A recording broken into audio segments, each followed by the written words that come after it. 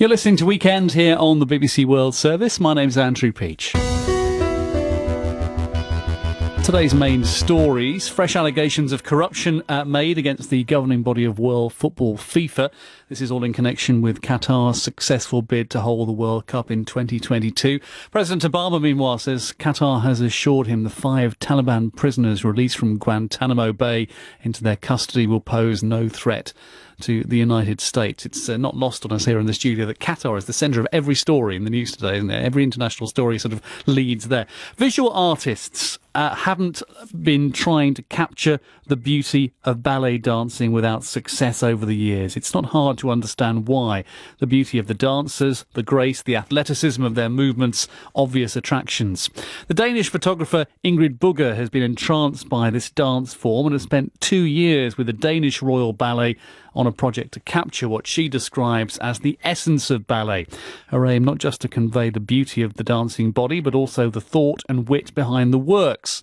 The results now published in a new book, and Weekend's Ivana Davidovich has been speaking to Ingrid Bugge and asking her to describe the inspiration behind these pictures.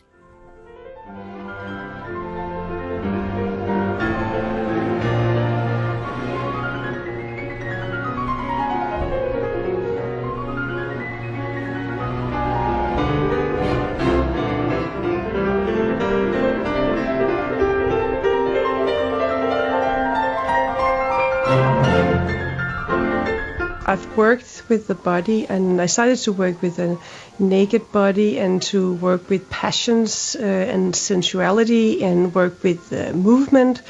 There are some moments when you move that you surrender completely to the moment and you are in a sort of divine moment. I thought that it would be a gift for me if I would be allowed to try to portray it. So you were not satisfied with just taking photographs. You deployed various digital techniques and also animation. Can you tell us a little bit more about which techniques did you use to convey these feelings?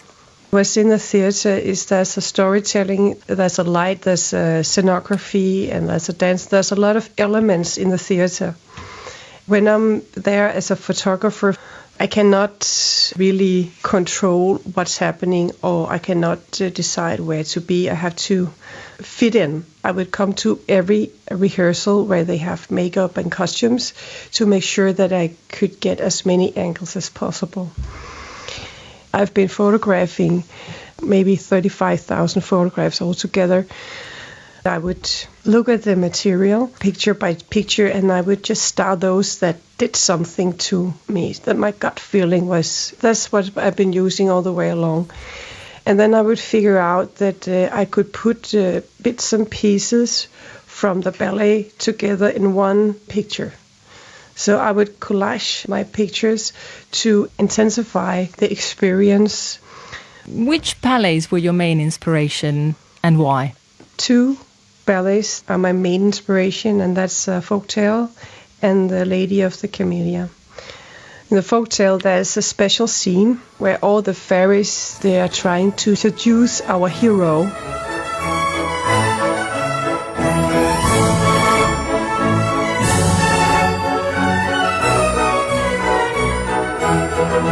There's a mist on the stage. They move and they appear so like they are almost air. I was completely spellbound. And in The Lady of the Camellia, there's a scene, it's a duet with the Lady of the Camellia and the man that she loves.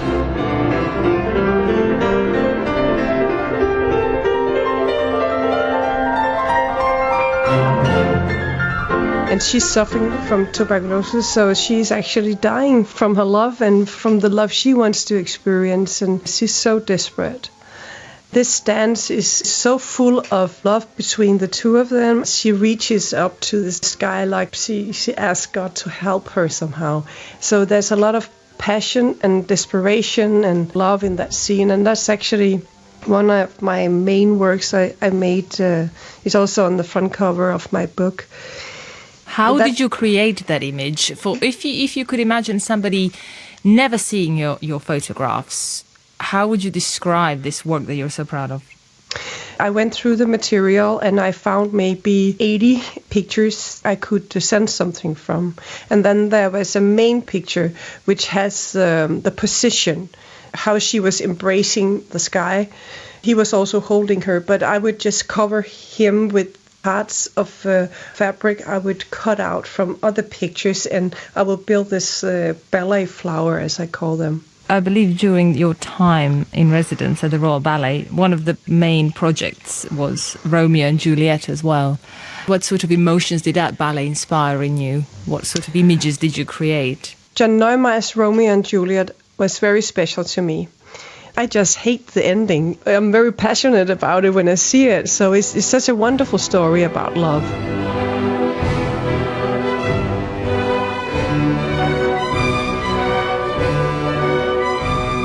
The mother of Juliet, I made a big piece with her where I tried to emphasize her dynamic and her insisting way to dance, and she was really amazing on stage. Your photographs, they look like this and beautiful flower-like shots of dancers, and also what I have noticed, you play a lot with the background as well.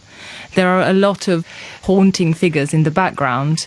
Why was that, and what was your inspiration? Classical painters are really a great inspiration for me.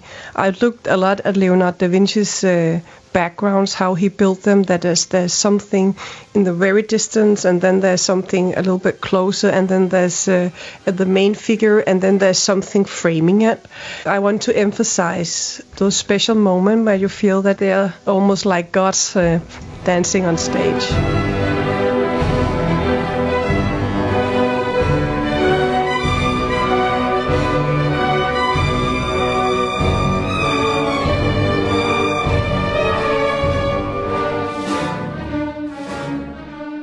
The Danish photographer Ingrid Bugge talking to Weekend. We definitely can't change any endings in the stories. That's one thing we can't achieve.